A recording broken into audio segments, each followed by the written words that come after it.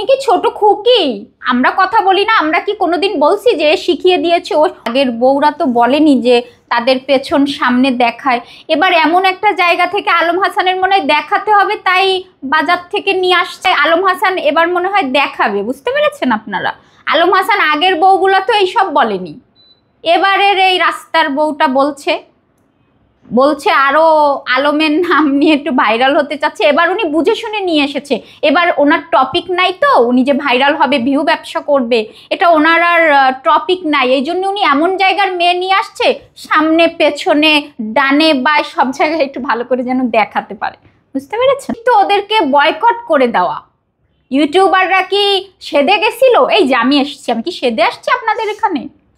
হ্যাঁ, আজকে ওরে বাবা, তুমি তোমার স্বামীকে ধুয়ে দিচ্ছ, তোমার স্বামী তোমাকে ধুয়ে দিচ্ছে, আর মধ্যখান দিয়ে ইউটিউবারদের দোষ, হিরো আলমের দোষ, তাই না?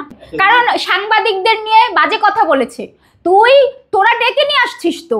এই যে দেখেন, যখন এক একটা বিয়ে করে কি নাটকীয়, এই শাড়ি পরে বসে আছে, একদিন পরেই দেখেন, একদিন পরেই কি হয়ে যাচ্ছে।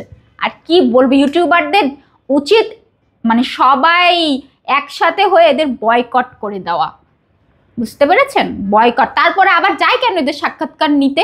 ইউটিউবার একজন, আমার কথা হচ্ছে একজন ইউটিউবারে বলা মানে সবাইকেই বলা, একজন সাংবাদিককে বলা মানে সবাইকেই বলা।